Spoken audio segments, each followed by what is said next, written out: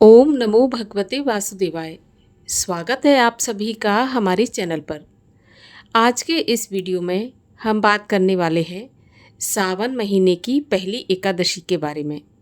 सावन महीने के कृष्ण पक्ष की एकादशी किस नाम से जानी जाती है?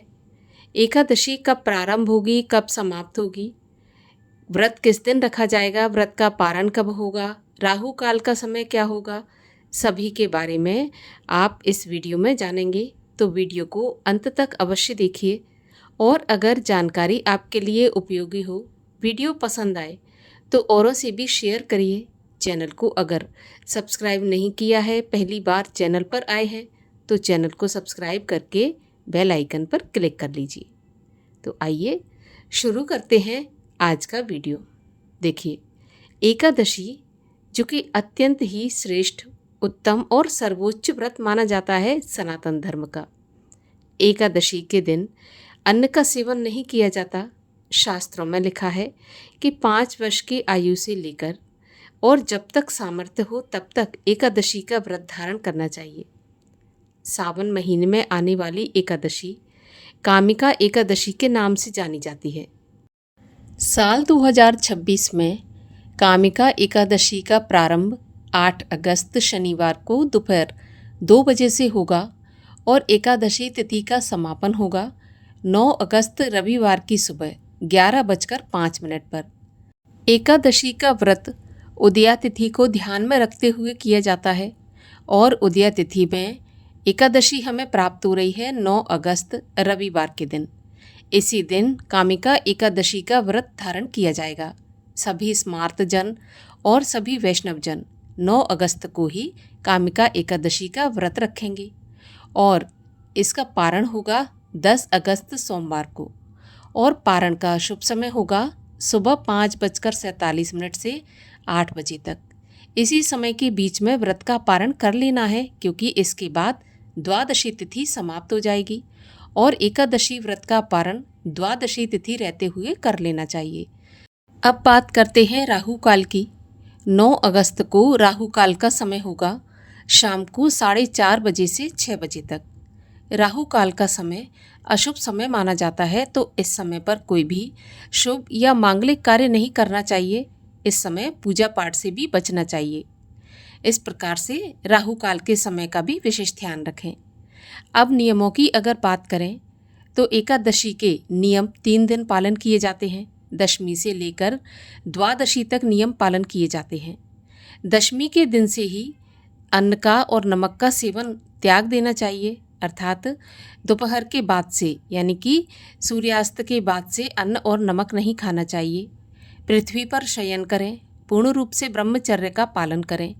रात्रि में ही मुख शुद्धि करके सोएं, क्योंकि एकादशी पर ब्रश इत्यादि भी नहीं करना चाहिए।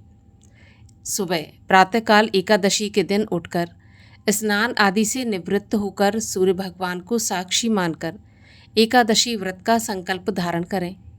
भगवान विष्णु की विधि विधान से पूजा करें। तुलसी माता की पूजा करें।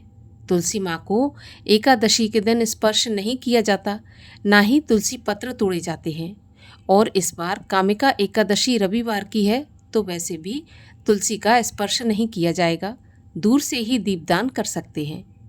भगवान श्री हरि विष्णु की पूजा में तुलसी पत्र विशेष महत्वपूर्ण होती है, इसीलिए पहले से तुलसी पत्र तोड़कर रखें और एकादशी के दिन भगवान को अर्पित करें। इसके बाद एकादशी व्रत की कथा सुनें, भगवान विष्णु की आरती करें और सारा दिन व्रत धारण करें। हो सके तो निराहार व्रत रखें, लेकिन अगर सामर्थ्य नहीं है तो फलाहार से भी व्रत किया जाता है।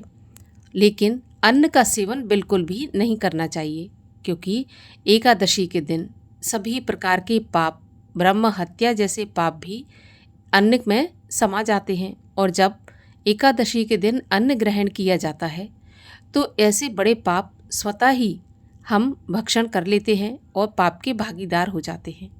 तो इसीलिए अगर व्रत नहीं भी कर सकते तो एकादशी के नियमों का पालन तो करना ही चाहिए। इसके बाद व्रतधारी को रात्रि जागरण करना चाहिए।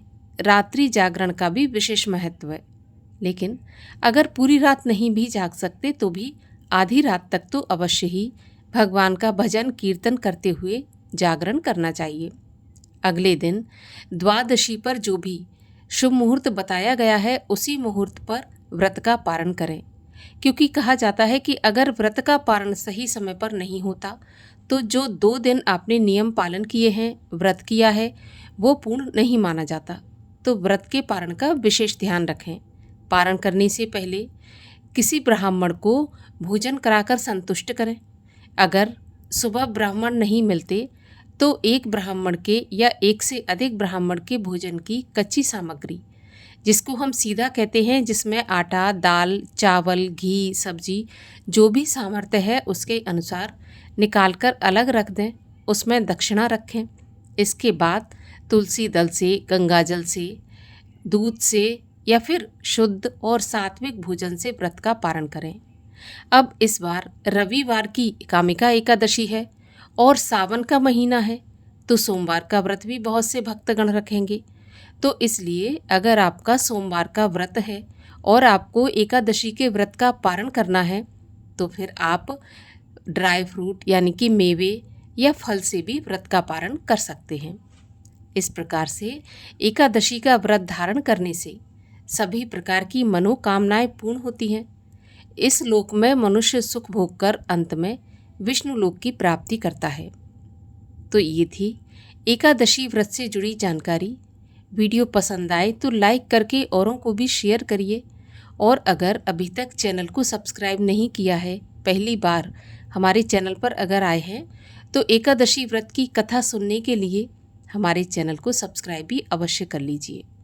मिलते हैं अगले वीडियो में, तब तक के लिए हरे कृष्णा।